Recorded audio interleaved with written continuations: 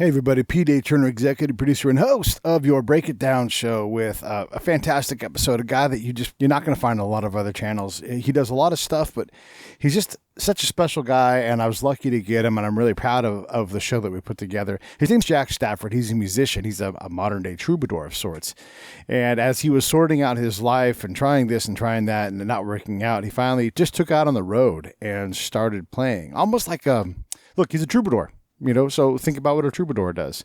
So it's almost like a mobile busker of sorts. And he built this solid community of people that love his music. He would literally play people's houses, their living rooms. I mean, back in a time when you could do this kind of thing, and just spent time on the road, obviously honing his songwriting craft, but just opened up to the experience of life and just brought incredible music out through it. Now, look, go to the website. And you can see on the show notes his webpage. If you type in Jack Stafford music, you're going to find his webpage really simply. But you can also go to the show notes, of course. And so the conversation that we have, I think, is just such a unique thing because there's a lot of paths to figuring out what it is that you do and how you get there and where he's at now. And it's so sweet where he's at. So I love it. Now let me tell you a little bit about where the Break It Down show is at. So couple cool things. Amazon Music, if you listen to podcasts on there, or if you go there a lot for your music and you want to just have one-stop shopping, hey, guess what? Break It Down show. It's on Amazon Music. Boom. Also, it's coming up on Audible. That's just a few days away. Everything's in the works. It's just as soon as they turn that part of the machine on, bam, that'll be there too. So Amazon and Audible coming up as destinations. And our FM, if you listen on FM.com, I think it is, that destination also is going to be improved. We're already there, but we'll have a lot more control over what posts. So the show continues to grow. Also, I want to mention, and then you're going to hear me talk about this a lot because we're partnered up with them, and that partnership is growing. Troubadour, and if you have an Apple and you go to Troubadour and you download that app, you can see the intros that I'm going to do for videos, but all kinds of musicians are going to be there, and it's an early adoption phase for the app, but it's a place for musicians, podcasters like myself, and comedians all to go ahead and post their content, be it live or recorded, and a lot of options that are coming as the app becomes more robust and the audience grows. But basically the premise, and this is what should get your attention if you're a musician or a comedian or a podcaster, you get paid 10x what you would get paid on, say, Spotify. I don't know how much you all get paid on Spotify, but I bet it's not a lot. And there's nothing wrong with Spotify. It's a great spot. If you're listening there, hey, keep on listening wherever it is that you're comfortable. But if you're interested and you're a creator and you want to put your stuff up on Troubadour, this is the place to be. Now, again, keep in mind, it's early stages, so the app is continuing to develop. It'll be on Android, I think, next month, which will be October 2020 if you're listening to this. And then there's other features that are going to continue to stage in and get online. If you get in now, you're ahead of the game. And if you're the right level of musician or comedian, hey, there may be an early adoption benefit for you. So make sure you hit me up at pete@breakitdownshow.com or on any social media, Pete A. Turner on any social media. All right, that's enough of that stuff. Here comes Jack Stafford. Lions Rock Productions. This is Jay Moore. This is Greg Proops. This is Jordan Harbinger. This is Dexter from The Offspring. This is Nathan This is East. Sebastian Younger. This is Rick Marotta. This is Stuart Copeland. This is Mick Gillette. This is Andy Summers. Hey, this is Skunk Baxter. This is Gabby Reese. This is Rob Bell. Hey, this is John Leon Guerrero. Hey, and this is Pete A. Turner. Hello, I'm Jack Stafford, and you're watching the Break It Down show. And now, the Break It Down show with John Leon Guerrero and Pete A. Turner. Live from Italy. I love being able to be international, man. I mean, and I know you know this, we're about to get into this, but to be able to communicate, even if it's this way with folks from other places, it puts your own world into perspective, And one of the things I've learned along the way is not to borrow anybody else's problems because our own are just, they're hard enough. So thanks for coming on the show. Thanks for doing what you do in service to all of humanity. I dig that. And I guess give us your elevator pitch on who Jack Stafford is and what you do. Well, that's a tough one. Right now, I'm sitting in my bath, sweating in the south of Italy here. Sorry for my appearance. It's just the coolest room in the house. I've lived in the south. Are you literally in your bathtub? No, it's just behind here. I should, for effect, be inside, but no. Maybe as the interview goes on, I might have to strip off. But it's so humid. I'm right by the sea. I'm opposite the Amalfi Coast. It's a beautiful, beautiful location. I can see Capri from my window. Wow. You wouldn't like it. Yeah, sounds horrible. Yeah. But it's just so hot that I'm just sweating here. So excuse my appearance. Oh, you're fine. You're fine.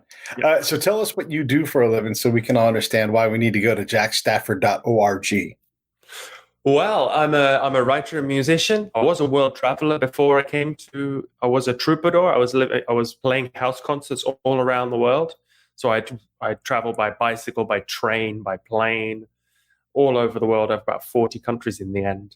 And I just play house concerts in people's homes for their friends or family. And yeah, I made a living doing that. But then I met this girl and I came back to Italy. Well, end of the road. That's not a bad thing, man. No. Meeting a girl and living on the Italian coast is pretty sweet. Yeah. Tell me about this troubadour lifestyle, because it's Jack Kerouacian or whatever, but you're going around country to country. 40 countries even in Europe, 40 countries. Look, if you look at the United States, if you go to 40 states, you stand out. Like, wow, you've been to a lot of places. So talk about that, how that happened, and what was that like?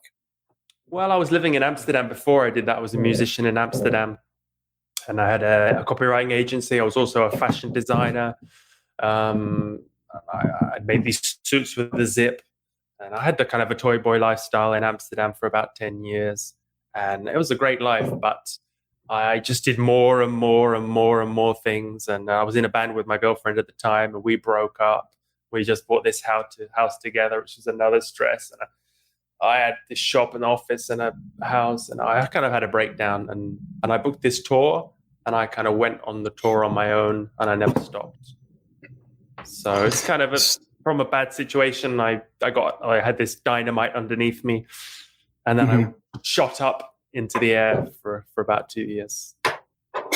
And when you're booking these couch side concerts, I mean, how does that work? Like, you just reach out to someone in Bruges and say, I'm riding my bike from Luxembourg over to Bruges, or how does that work?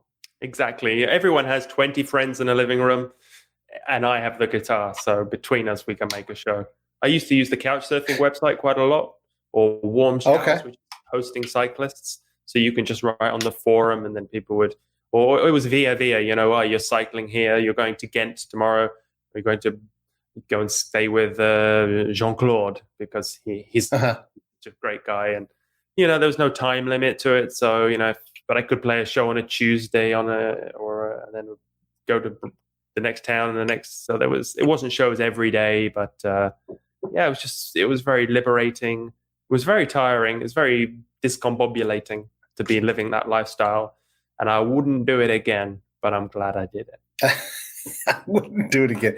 So are you carrying all of your gear with you on this bike when you're traveling around, like guitars and all that stuff? I had a travel guitar, which is a Martin. It just looked like a wedge. And it's just like a baseball bat. And you could didn't have a great sound, but it was enough for the small rooms, And any amplification of sound at all, or no? Not needed, no, because I just sang in the small room. So it's small gigs, yeah. And then how much do you get? I mean, it's almost like you're like an international busker of sorts, but how much do you get for these kind of living room gigs? Well, it depends. I mean, you just played for donations. All right. Those were the days in CDs. So I could sell CDs. But they were very heavy to carry. So I was torn. But, sometimes I played a gig in like California, a guy shakes your hand with $200 in it. Or another times you get nothing. So it's ups and downs. Yeah. Sometimes you get nothing. So when you're doing this, are you purposeful in this intention, or are you sort of drifting and trying to figure out what it is that you need to do? Because this is an odyssey, but it doesn't seem like you necessarily know what you're doing if you do this type of thing. But I'm asking, you tell me. Well, I was driven to the house concerts because I used to book the tours in advance, like that tour around America. I was so excited. These venues have accepted me, and I'm going to go and turn up to a full house, and it's going to be amazing. But it turns out I'm playing at 7:00 when there's 5 other acts on the list, and I'm playing to the sound guy. And so I'm better off going to someone's house where I know I can get fed, and I'll get fed and watered. And I'll have a minimum audience, because if you invite a musician into your house, it's embarrassing if none of your friends turn up. So everyone they add all their friends on Facebook. You're never going to believe this, but I've got a guy from England coming to play in my living room. You have to come. Yeah.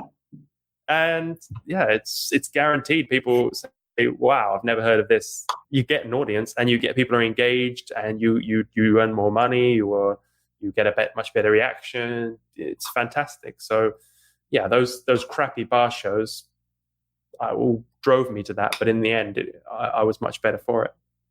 Yeah. And it's too bad the bar owner isn't doing the same thing. Like they're like, I sell booze, you sell tickets. I'll see you later. Yeah. Well, yeah. So, okay, let's get into the song part of it. So do you do any covers at all, or is this all original material when you're out playing? Yeah, it's all original. Yeah, I just wrote songs about my adventures and the place, Troubadour style, politics, Right. The Troubadour Chronicles. So it's documented my life. If you go back through my albums on Spotify or anywhere, you can hear my life story from singing about girls and breakups to more socioeconomic things, and now evolving it into a more physical thing where I wrote songs about Ayurveda when I was in India, my interest in Indian medicine and trying to fix health issues in the physical, and then evolving into more of the mind as you get the body fixed. It's kind of like a pyramid of you fix things, and then you have to, you earn money, you get married, you fix your body, then you fix your mind, and then you move on to the spirit. And if you guys go to YouTube and just type in Jack Stafford, he should come up. It's a tight shot on his face. YouTube.com/C/Jack Stafford. And you can see all the videos there. And there's a wide variety of things. As you're finding these stories to tell in troubadour fashion, and you're talking about politics, are you savvy to the politics of the area that you're in? Are you writing to a general condition? How does that work for you? Usually it was quite left wing, yeah. But usually the people who will let you sleep on their couch are not people who are protesting against face masks or arming themselves. Yeah. So. I mean, like locally though, like if you end up in Ukraine, are you aware of Ukrainian politics, or, No. If you're in Kansas, are you tracking what's locally? Okay. So just the greater condition of humanity is what you're talking about. Okay. Exactly. Yeah. Right. As you talk about this triangle of care, let's get into that, like what that's about, because, you're right. Like mental, spiritual, physical, these things all work together. And if you don't take care of one part of the system, your system doesn't work so good. So is that part of, how did you develop that from being the toy boy to the troubadour on the road? I mean, look, being a troubadour on the road, as you know, it's a hard way to manage that 3-part system. Well, it's like the world of podcasts. I mean, you can listen to entrepreneurial podcasts, and then you want to earn a lot of, how to earn a lot of money and be successful and famous or influence people or be charming. You kind of start on a very materialistic and then a superficial. You kind of go to the physical shell, and there's loads of these podcasts about how to tone your body, and then there's all these podcasts about how to deal with your mind, and then there's all these spiritual podcasts. So yeah, it's reflected in your world as well. I think in all realms of the world we live in. So I was just a microcosm of that. Okay. And then, so the songwriting process, I can see how you're constantly inspired on your bike, riding through, wherever it's going to be, Liechtenstein or whatever. It's hard not to be inspired. When you're traveling, you're just exposing yourself to all this stimulation. It's an overload. Yeah. What areas stood out to you in terms of like, I have to stop, get off my bike and write these words down right now? Or is that how you do it? Do you just sing it out loud till you work it out? Yeah, it's usually because the mind's been chewing on these things. So it's usually fresh in the morning. You what you've been thinking about the day before, or what issues you've encountered, and then you spew it out in a song in the morning, just in one go, really. Kind of channeling. Mm-hmm. Yeah, you just kind of channel a song. Yeah. When you say troubadour, that makes me think of someone who's maybe more focused on the words than particularly fancy music, because those two things can't compete. Like you need to, simplify the chords so that the words stand out. Is that a good guess? Yeah. Okay. Definitely. I mean, the latest song, my new single, which is just coming out, is called The OK Plateau, and that's about how you reach a plateau in something. So for me, it was the guitar. When I started learning the guitar, I accelerated very quickly, and I learned all these chords, and then you reach proficiency, and then you stop practicing, you stop improving. and you just plateau, and it's okay. Yeah. You know, I haven't Yeah. improved in my guitar playing in the last 20 years, but it's okay. You know, I'm focused on the lyrics. I'm focused on the words, the sound of my voice. You know, I don't focus on the guitar or all that. And now, when I do the music, I go to a producer or a multi-instrumentalist who add on all these colors onto my canvas, onto my outline. Yeah. So, and I think that's the same with everyone. You focus on one thing and you become really good at it, and to the detriment of all else. You know, if you're a great singer, you don't. You know, they're not, these days they're not writing their own songs so much. Maybe if you're like Adele, you know, you have a beautiful voice. You don't have to work on your ukulele skills or anything like that. Yeah, there's definitely some truth to that. You know, if you're inspired by finding that next great note your voice can do, or if you're inspired by a solo or some interesting chord progression that you find, I mean, that's kind of where you express yourself, and Right. You're a troubadour. You express yourself with words. What kind of landscapes really, like, you know, as soon as you see it, like you enter a valley or you drop into a, you know, whatever, how do you know, like, this is an area right here, I'm going to get a song no matter what I do? Like, what have you noticed in terms of traveling and writing? It's people more than places. It's always the energy you get from a person, their life story, for example, about how they've been a logging protester and how they climbed up into the trees to stop all the ancient forests being cut down, and you know, then you articulate their story, or how they bought a bus and drove to Greece to make a mobile library to sell books, to give books to refugees and give them free internet access. And so these people have fantastic stories, so then you just got to make it rhyme, really, and pick and put string 3 chords together. It's really not that difficult. And then once you learn them, are they in your head forever, or do you have to reference notes to go back and pull them up? Good question. Yeah, usually I forget them, but they're there once I get the first few lines. I just pull it all out. So it's buried in there. You got to access it with a note or something, and then you can get to, okay. Yeah. I play the guitar a little bit, you know, and like you, I've reached the okay plateau. I probably know, well, you know, like if you tell me, like, you know, play a diminished 7th, you know, E, I probably can get there, you know.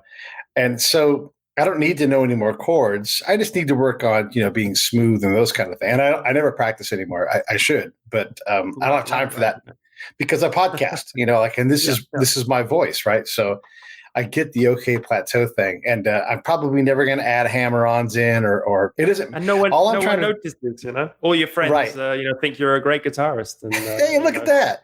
Yeah, I'm just trying to sing in the key that I'm playing, which I find to be somewhat hard, you know. And I can carry a tune. I can't play the same tune I'm carrying often, and so I'm like, damn it. Why can't I figure this out? And it's a simple thing. They're both proficient. It's just they don't always jive, you know? Right. I hear you. So you meet a girl and you go to Italy and you give up this road lifestyle that sounds super exotic and sexy, but obviously a girlfriend and living in Italy is pretty sexy too. Talk about that transition and what was that like to give that kind of, I don't want to say vagabond, that's too negative, but giving that up. Well, we had sort of transition phase. We met in New Zealand, and because I'd advertised for people to come on tour with me, I say, I'm going to be cycling around New Zealand. Let's have a little posse of people. And yeah, it was great. And we met, and the rest is history. And she came with me around New Zealand. Then I went to Australia, and I had already arranged with some other people, some other musicians to cycle from Melbourne to Sydney. And so she stayed behind, and I played with these other musicians, and had a crazy time. And then I missed her, and I called her to Australia, and she came because she was traveling as well, backpacking. So we went up as far as, we left the other musicians because they were crazy, and we went up as far as Cairns, and then we hitchhiked on a boat. It's called, with the Grotti Yachties, who are these retired people who sail around the world. And you know, they've saved up for their whole life to buy a boat. Now they're doing it. So we hitchhiked with this old Dutch guy whose wife had left him, and he was virtually suicidal. And it was a terrible trip up the coastline of across all around the top curve of Australia, and we arrived in Darwin and said we were supposed to go to the rally. They did this big sailing rally up to Bali, and we said no, we're getting off the boat. We got off the boat in Darwin, and we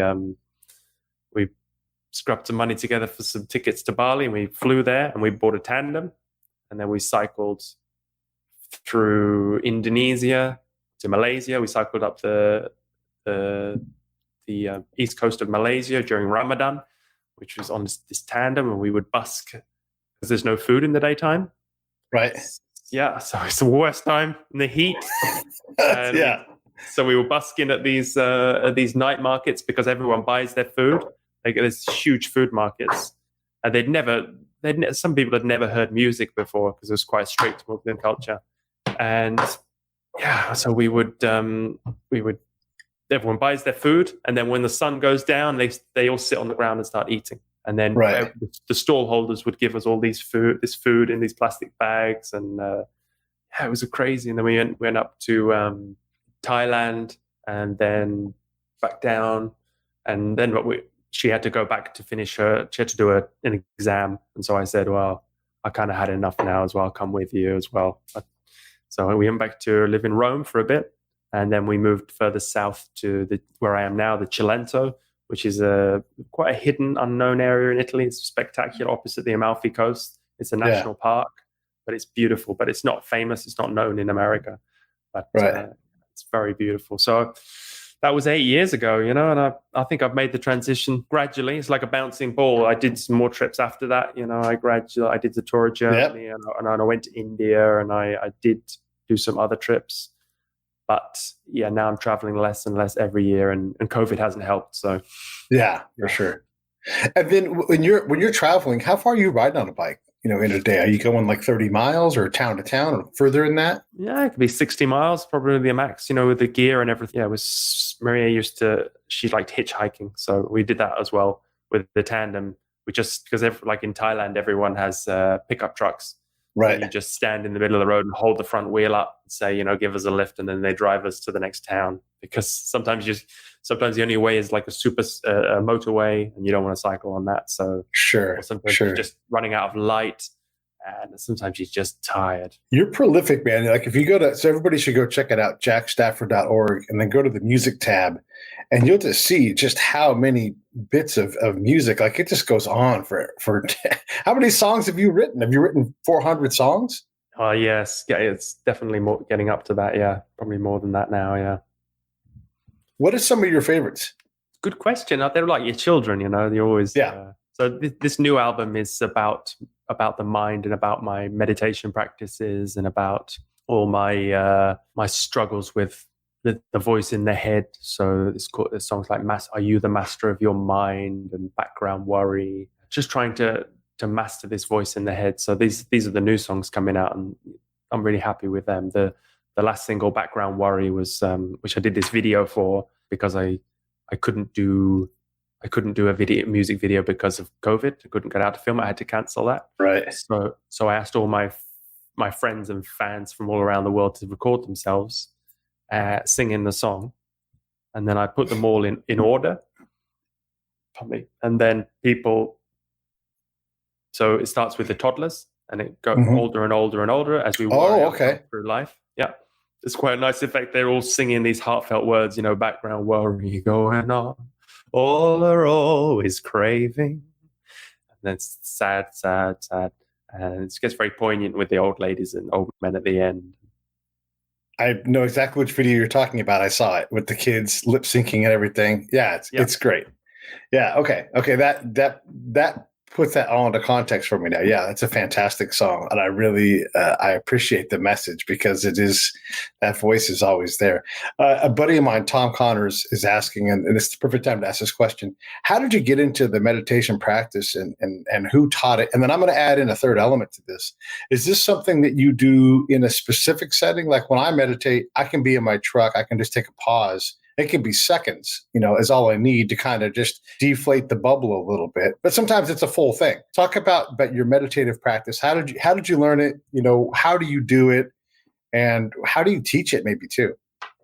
Well, I started in Amsterdam when I was doing the yoga classes, and everyone just taking it as a student. Everyone adds it onto the end. It's kind of everyone's doing it, and so and then I kept doing it. I've just found it helpful, to sit in silence and focus on the breath. Just watching the breath go in and out. And then after I stopped traveling, when I moved to Italy, I wanted to go deeper. So I looked for a meditation retreat because, if you want to really concentrate on something, it's good to go and just do it to the exclusion of all else. And there were these 10-day Vipassana retreats. So you sit in silence for 10 days. You wake up at 4:30 in the morning and you meditate till around 6. You have breakfast, you meditate more, lunch at 11:30, then you meditate more, and that's the last meal of the day. And you're doing about 10 hours meditation a day. So it's really intense, because you're not allowed, it's all in silence, you're not allowed to speak. But the voice in your head didn't get that memo, and he's still chatting away to you about giving you a commentary on everything you've yet to do and everything you've done and things you could be doing. It's just very annoying. So that's kind of quite confronting. Yeah. I wanted to just amplify what you're saying there too, because the voice, in my head, if I'm calm and I'm quiet, it will run out of things to say, and I'll realize it's on a You loop. lucky bastard. I know. It doesn't mean I feel it. It just means I can think it. I go, oh, okay. It's just the same thing over and over again, But you really got to shut up for a long time to let it run out of things to say. Have you been on one of these courses or a retreat? No, I just have, as a combat guy, I've had to try to find my way through my own stuff. And part of it has been meditation. And so I've dove pretty deep into my own personal practice, and I've got my own techniques that I've kind of developed through a little bit of this, a little bit of that. But yeah, I mean, some silence and some calm and some breathing, and then some of my peers who are a lot more physical with this approach, and their meditation is reaching the limit of their mental strength. And then they just keep pushing through it, taking that next step, pushing that next bit of weight. And they just, they use the physical aspect to deny that voice. I mean, they hear it and it's telling them to stop, but they're like, we ain't stopping today. And like, yeah, you can make me collapse. I'm going to get up and keep running again. So this is a temporary thing, and that's how they approach it. And I get it. I don't think I would do that, but that's how they do it. And they talk about the same kind of things, like defeating that internal negative response to your actions. Okay. I just read a good book by Stephen Hayes. He's a psychotherapist that about if you just watch the mind and even give it a name, it's Daniel or Darren. So you get some separation there, and that really helps. So because you just say that because in the Buddhism, they say that the mind is a sense door. So you have your ears and your smell and your taste and your sight, and your mind is like another sense door. So it's not you, it's trying to help you. It's information. So if you give it a name, then you have some separation there. So this is what Daniel thinks he's giving me. Oh, well, thank you very much for that advice. I'll think about that. You can write down, if you have these repetitive thoughts, you can say, if it's like I'm not good enough, or you can write it on a piece of paper and stuff it down your shirt, or you can say it, repeat it 30 seconds, repeat it very quickly. There's a lot of these hacks for just getting this separation. And once you have that separation, then it's not shouting at you in your face. It doesn't overpower you. Or you can keep a diary of thought records, like a diary so you write down every thought, and then you can see if you're going to lose your temper or you're going to get angry. You can see the dialogue that's building up, because nothing comes out of nothing. It's all this build up. You justify it to yourself. Well, I have reason to get upset now. I'm justified in getting upset now. This is okay, and so you give yourself permission to get angry. But there's this build up which you have to become aware of, and it takes a lot of practice. But I think that helps a lot. It's this like you say, it's this meditation while you're driving. It's this self-awareness. Yeah. And for me, it can be little maintenance meditations. It doesn't have to be a full on candles and chanting, and it can just be 30. It can be at a red light. and just like, let me reset real quick here. And it's not a full reset, but it's just, a constant effort. It's like planing wood, and it's just one swipe of the plane across the wood, and you're going to get a little closer to where you want to be. How did you learn all this? Well, just from studying, from having a curious mind. Yeah. So I'm more into, I went to India and I studied Ayurveda. And while I was there, I had kind of a spiritual evolution, shall we say? Okay. It wasn't a spiritual awakening with bright lights and angels and anything, but I just I started waking up at 3:33 every morning. Okay. On the dot, which is, like Groundhog Day. It's kind of it gets your attention, And so I Googled it, and I, as you do, and there's all these YouTube's video about 333 and what it means, and is it God's number and what it means to wake up at 3:33. So it's about synchronicity. So the combination of the advice was you should look for other synchronicity in your daytime. So if everyone tells you about this town, everyone tells you about this city 3 times a day, then maybe you should move to this city or something like that. But for me, it was I saw all these Kundalini lectures, and some people talking about Kundalini. I was staying behind a center that was Kundalini, and I never heard of Kundalini before. I thought it was a type of yoga, but I didn't really know. So one person advised me to read this book called The Serpent Power, which explains Kundalini. And it's a translated Sanskrit text, and it's quite heavy, So I Googled a course about it, and I found this guy in Miami called Nehemiah Davis, and he gives these really clear lectures about it. So there's me in India having a spiritual education from this guy in America. Looks like could be a quarterback or something. It's a strange experience. So, but anyway, he goes into, he has an incredible story. So he was born into a yogi family. His father was a yogi in the Bahamas. So he also had never been to India, so he was doing mantra and pranayama at 3 years old. And so he developed his psychic powers through this deep meditation and mantra, pranayama, and raising Kundalini.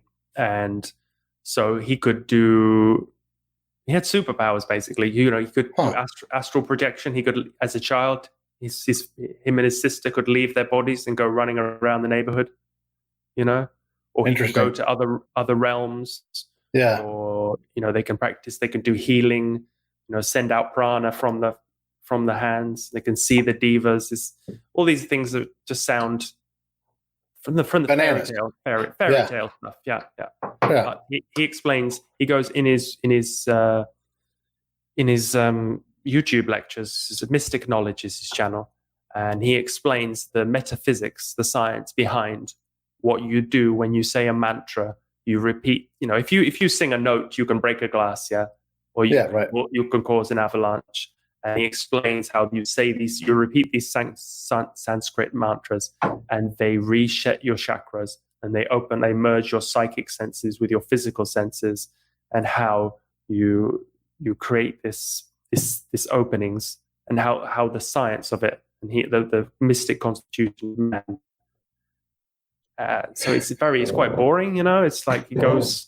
I find it fascinating, very detailed, but then you get these spectacular results, which, how to be clairvoyant. You can touch something and you can know the history of it, where it was last week, and you can see through walls, and it's mind blowing, And it's just through saying a mantra, a vibration, or holding your breath, which is pranayama, so that the prana rushes in through other openings and eventually opens up your psychic centers. And apparently it's very easy to do. You can do it really hard and accelerate, but then it'll blow your mind, and you might get a rise of Kundalini, which you can't walk afterwards. So it's a very dangerous thing to do, but he was born into a psychic family, and so he did it under very controlled circumstances, but it's not advised for everyone. I wouldn't say to anyone watching this, go and do Kundalini yoga or Kundalini yoga press. But you can, if you do it gradually, combined with prayer, mantra, and pranayama, you can gradually raise your vibrations and evolve in this way. And you can gradually have, I mean, I have no experience of it. I'm not speaking from any proof that I can do these, but I've noticed since I've been doing the practices for a year now that you do you evolve. So a friend of mine is a very long time practicing Buddhist, and we have these conversations where we're exchanging these philosophical ideas, and it's pretty complex. But I don't know that he does the full physical practice side of it. Do you think that those? I mean, can you be? It's sort of like Catholicism, where you're like, I'm going to do this, but not that. Can that work? And I'm not saying anything about my friend's practice. He does what he needs to do, but do you feel like it needs to be an all-encompassing thing, or is this something that you can piecemeal? Like, I'm not trying to astral project. I just want to be happier in my life. Well, they say, if you aim for the moon, if you reach for the moon, you won't come up with a pile of mud. Yeah. Okay, let's get back into the music side of things. So, as an artist, you can look around, and I'm looking at your Instagram page right now. You've got a small audience there. You got a small audience, and we'll say Bruges or whatever, because you spent a great week on someone's couch, that kind of thing. But you really can be in this time, as long as you live simply within your means. You can have an audience that is essentially invisible to like me, right? I can look at YouTube channel. You don't have that many subscribers and be like, he's nobody. But the reality is, you've been to 40 countries. You've touched a lot of hearts with your music. Talk about that form of audience building and what it means for you to be able to do that now. Hey, this is Pete A. Turner from Lions Rock Productions. We create podcasts around here. And if you, your brand, or your company want to figure out how to do a podcast, just talk to me. I'll give you the advice on the right gear, the best plan, and show you how to take a podcast that makes sense for you, that's sustainable, that's scalable, and fun. Hit me up at pete@breakitdownshow.com. Let me help. I want to hear about it. Talk about that form of audience building and what it means for you to be able to do that now. Yeah, I mean, well, these days with, as you say, with us chatting across the Atlantic Ocean, man, it's pretty incredible. So, yeah, it's all micro niches these days, and I have the same tools now at my disposal that any record company does, maybe less money, but I have creativity to compensate. So, sure. Yeah, and I have the recording software. I have a telephone with a camera. I can make videos. Good videos, like not just like good, like absolutely. I could do everything. So I have the distribution. I can get my music on Spotify within a week. I have Facebook ads to reach a specific audience. I just have all these tools. So that if there's no excuse for not getting your music out there these days. Yeah. And then are you able to make a legitimate living just off of because you've got, hundreds of songs on your page. I mean, is there enough flow that comes in for that, or do you have to continue to work in some other fashion? Yeah, I have to do, I do some writing as well for websites and translation, because I'm in Italy, so I translate from Italian into English. But I'm really making a concentrated effort now for the first time because I was very wrapped up in, when you're doing that, you don't have much time. I wish I'd done a documentary about the travels, because that would have been a great, if I ever travel again, I'll take the camera and film the story, because that's much more interesting. But now this is the first time I'm releasing a song every 6 weeks with a video, and I'm going to do that perpetually now. And there's this guy called Tom Rosendahl, who I'm a big fan of, and that's where I got the idea for putting the fans in the videos, because you should check him out on internet. He's very good, and he has, I think, 200,000 subscribers now, but he's been making videos for 10 years and releasing songs. And so I'm just kind of follow that format to get. I mean, it's remarkable, because you already have a big body of work. Clearly you're prolific and the well hasn't dried up. So why not put out a song and video every 6 weeks, Yeah. And then you're going to find out that you can do it faster. So why not put one out every 5 weeks, and like, hey. I'm Don't just overload saying. me here. That's how these things go, though. You're like, actually, Just because, Pete, you do a show every day doesn't mean that we all have to. that's true. You've got other Just- things to do. But I mean, either way, after 10 years, you've got a tremendous body of work. You know, I mean, Right. it's 500 weeks of songs. You know, that's, it's a lot. It's a lot. Yeah. And so to be able to touch lives, and then you must know this as a musician, you put your music out there and someone's going to take it and it's going to mean something to them that you never even conceived of, but it spoke directly to their heart in a given time. And it touched them in specific ways. Do you have any of these kind of stories for us at all, where when your music has come back to you in a way that you didn't recognize it, but you appreciated it? Yeah, I mean, I recorded an album in Philadelphia, and yeah, I get messages from the guy who owned their hairdressing salon down below the studio. Oh no, he actually owned the studio, and yeah, he sends me messages that he listens to the song "Mortgage on Your Mind," and he still plays that in his car when he's driving around, and that's incredible, Yeah. It is incredible, and to be able to do that is neat. So, okay, what are you working on right now? Is it the song thing primarily, where every 6 weeks you're putting something out? Yeah, that's quite an undertaking, but I'm planning quite well ahead, so I've got that under control. The next video, because it was a crazy project to do this background worry video. I didn't realize that getting people to lip syncing, and I'd never edited the video before, so I had to learn that. And the huge process of asking people to send me a video was also huge, because I had to email thousands of people to get enough people to. I needed 90, almost 100 people for the song, of all ages. Right. And they're all my friends. It turns out are middle-aged white people.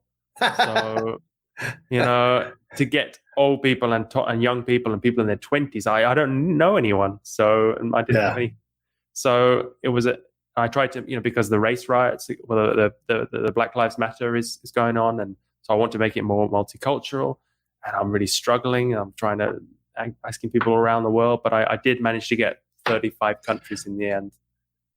That's incredible. Look, and that's as multicultural as you need to be. I'm just going to tell you right now, it doesn't have to be black and white, And as you know, like you've been through 40 different countries, and you start to realize that we're just people, when you do the same thing. Like I've been to places, I've seen what struggle looks like, and it didn't matter what color they were. It mattered that they were struggling and needed help. Not that any one people don't matter. Everybody matters. Everybody has struggles, and it's easy to lose sight of that when you have your own struggle, and you can't appreciate some guy in Egypt who has nothing. Here in America, we are also wealthy. This is my example I always use. We poop into drinkable water and flush it down the toilet, and never give it a second thought. Right, that's crazy. You watch Again, your it's not food that- before you. Yeah. And it's it's so decadent to put your waste into clean water, where there's someone. I've been in Iraq. I was by a trench where they had water and it was purple from all the chemicals in it. And then 100 yards away was someone drawing water out of that to sell to the entire community with the water truck. That's crazy, And so when we look at these problems, man, having some perspective like you've had, that's got to inform what's important to you in your life and what really matters and where your efforts need to be. Oh, 100%. Yeah. I think if you have gratitude, then life is a joy, And I don't, I forget about it. And I am complaining as much as everyone, but the people I look up to, and the people that, the people who you look at them and they're glowing, are the people who are grateful for everything. And yeah, if we could cultivate that, then the world would be a wonderful place. We'd float through life, wouldn't we? I have a philosophical practice, and it's just for me. No one else has to do this, but I try to default to grace whenever possible. Try to just be gracious, grateful, all the grays, right? And I fail at this all the time. I mean, it's a practice that I'll never master, but gosh, isn't it, like, for me, I'm like, it's good to be able to be gracious as a default, and to recognize it when you weren't, And then, by design, you can say, today I'm going to be mad at this. But again, getting back to my default being grace. That's what I miss from the house concerts, is that I was a nicer person than I think I was because when someone brings you food before the show and they've made the bed and then they've gone to all this trouble of inviting all their friends, and it just opens your heart, and I was a much nicer person then. I mean, in that respect, I was so grateful. I was riding around on a great chariot. Yeah, a grateful chariot. And when you open your heart to things, like when you purposely crack it open and allow yourself to be vulnerable, to be exposed, man, the rewards, right? Yeah, definitely. I think, when we're all staying in our home and we're watching, we expose ourselves to the people that are watching your podcast are the people who like you and agree with everything you say. And, and we all expose ourselves to the things we like and the people on our wavelength, and they reinforce what we already believe, So we exist in this bubble. But like you say, when you go to Egypt and everything's, shaken out, and you're forced to reevaluate everything you've ever thought before, then that's when real progress is made. Yeah, again, like back to the US and we'll ban plastic straws. And I'm like, you need to go to the Horn of Africa and see like where the real work with plastic is and the amount of waste that's just because they don't have a sanitation system. And it's like the $50,000 you spend on this campaign to get this done when we already bag our trash for the most part. Are we perfect? No, but look over it. Let's go work over here where we want to keep plastic out of the oceans. That's where real help needs to be. And look, God bless, do your thing, have your thing, but open your eyes to the bigger world, and you will see people. Back when the Syrian conflict was going on, and all those refugees were getting pushed out, and they were getting killed and everything.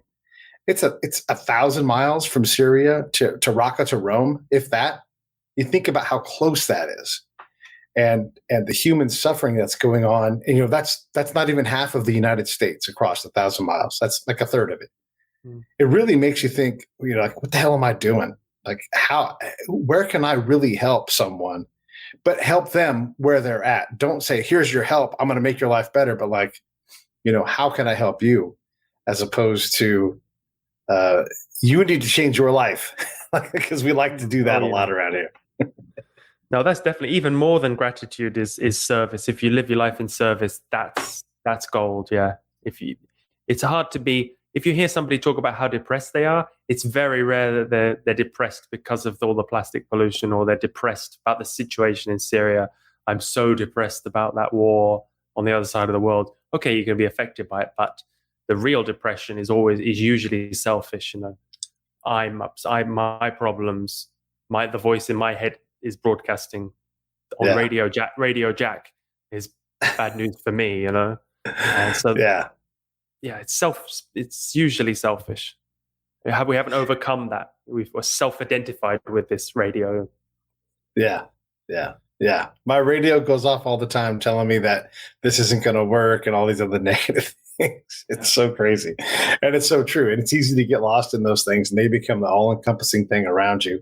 But the minute you reach out and help someone or something, it's just like instant medicine. Yeah. No, it's so much more, the pursuit, the meaning of, people say that the meaning of life is the pursuit of happiness. And they say, oh, you're wrong to think that. But that's true, that you have to pursue happiness, but not yours, other people's. And it's so much more satisfying, if you work on your garden all day, as I do, it's nothing compared to going and helping someone else with theirs, and then seeing that serving them is just so much better than serving yourself. And if I look back on all my history and all the things I've done and achieved, and I did this and I made this and that, it's pretty meaningless, But if I devoted that time to, deep service, that would live on. I could be proud of that forever, Do you look back on some of your previous work and let yourself down with where you were at, or do you look back and go, yeah, that's true to who I am today? Or is it something else? I put two values on that. Well, I don't know. When I was traveling, it was always about me. You know, I was on the Jack Stafford experience. I was promoting myself, even though I was bringing light and music. You know, I still thought I was the star rolling into town. You know, so it was very much an ego trip, and so that didn't make me as happy as I did if I did exactly the same actions but in a selfless way. I would have been so much more happy. So that's your 1% growth is you were a happier person, but not, you were more ego driven at the time. You'd like to be a happier guy, but more driven by service. Oh, 100%, 200%. Yeah. Yeah. Yeah. Tom is saying that you are a wonderful guest. And he said, karma, a very lucky person that you got on the show. And I totally agree, man. I love these kind of conversations. And one of the reasons when I said yes was, we have enough pain and misery in the world, in the media, and just to offer something, because, you know, I'm a media outlet. So as I offer the commentary on the world, you know, from all of us, it's important to balance some of this stuff out, because we can do a lot of self-harm. I for the most part, don't watch the news, because all they ever tell me are terrible things. Yeah. You know, it's like not usually. There's something at the end. If you watch the half-an-hour show, the last minute, the squirrel. Always, you know, a squirrel was found and it's been saved, and so teachers have been awarded. That's some good. They always finish on a high. Be fair. Be fair. Yeah, I need to watch the last minute and a half of the hour-long show so I can see the little kid eating birthday cake. You know. But yeah, that self-care, that self-help, it's important. How dedicated do you think someone have to be? You know, like, look, you got your workaday life, you've got your corporate job, you've got your money to make and your retirement to save up for. But how much time would you say you need to allot for your own self-care? Like, what does that look like time commitment wise for someone who's got 3 kids running around the house that, you know, they want to be part of their lives, you know? Just make every moment, you know, service to others. You know, even if you've got a crappy job and, you know, you don't like carrying out the trash, you know, do that, but do it with love, and then, you know, do everything as service for others. Then but you will have a wonderful life, and then you'll naturally rise above it. Once you accept a task, you won't be given it again, because you've learned that lesson. You know, if you're having problems and they keep repeating, it's because you haven't learned that lesson. That situation is repeating because you have not accepted it. You have not. So if you're having arguments with someone, or you're having a problem with your boss, if you just accept what they're saying, or accept this situation or this lesson or this accident, or accept it. Okay, I have learned this lesson. I understand. You'll find that doesn't repeat anymore, and you'll move on to other problems, maybe even bigger ones, because those are the ones you need to learn next. But you will accelerate your evolution, and you'll overcome these repetitive problems. The cautionary tale, not the other side, is if you refuse to learn the lessons that life offers, it will offer shittier and shittier versions of the lesson. You know, where you're like, God, why didn't I learn this 10 years ago? You know? Well, karma, the definition of karma is, the best definition I heard is, karma is pressure. So karma is, you can run, like the Marilyn Manson song or the Johnny Cash song, you can run on for a long time, but sooner or later, God's going to cut you down. And you can do that. You can keep going, and you can build up more and more negative pressure against yourself. You know, like John Lee Hooker's Jr., you know, you can keep going to prison. You can keep running against the system, but sooner or later, you build up so much pressure that it pushes you back by force, you know. So everyone I know that has been through that kind of trial or tribulation, whether they've one of the guys was a military guy, and not through military accident, but just an accident in general, lost his sight complete, totally lost it. Someone like John Lee Hooker Jr., these guys that go through these enormous trials. This guy, he's a Navy SEAL, Craig Sawman Sawyer. All of these guys say, I had to go through that trial to become the person that I am. Without this trial, like without going through SEALs and being, an operator for 20 years, which is an extraordinary hard life, without going through the prison and the addiction problem that John Lee Hooker did, without being blinded like Lanny had happened to him, they all say, I wouldn't be the person that I am today. I grew because of this tragedy. And to take that point of view from someone who's has a problem you would never want to trade, man, it's just, you can learn from anything if those guys can become something that they never could have become otherwise, Yeah. do an easier life or an easier path. Yeah, that guy, Stephen Hayes, whose book I was reading, he had a nervous breakdown and now he formulated a new theory of clinicology. So, yeah, I think you can go throughout history, can't you, and see all these people who've had these terrible breakdowns and become the giants, whose shoulders we stand on. Yeah. I mean, Anne Frank has her story being told right now today on Netflix. You don't go through a bigger trial than she went through. I mean, she didn't even survive it, and look at her impact on the world. And she, as a kid, as a 16-year-old, it's like, I want to be remembered. Well, you're immortal is what you are. Yeah. It's incredible that through these trials we can have this wonderful growth. We don't want the trial, but that's not how it works. The trial, no.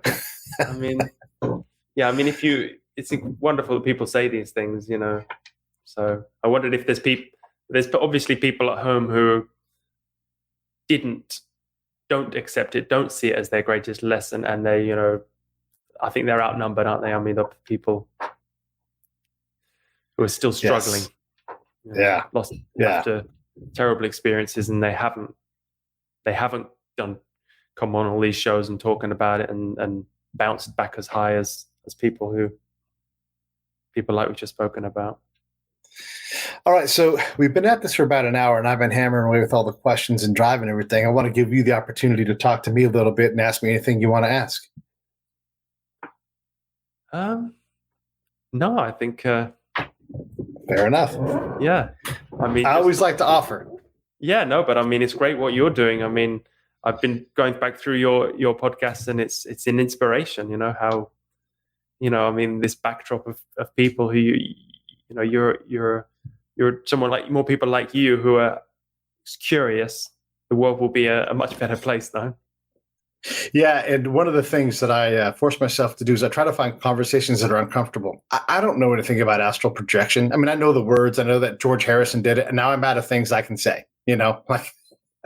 So you have to get it. I have to get into these kind of conversations, whether it's philosophically what I believe or whatever. And if I can relate to that person, I can continue to grow and get beyond things like money or race or all these things that we limit as like single things. The human condition is too complex for that. When you see that mosaic behind the thing, that is the human condition. It's all these people, but it's only 1 hour, like you and I, 1 hour, come on, we can do 20 more, and not get to the bottom of it all. Yeah. So I appreciate you just have to have me back on.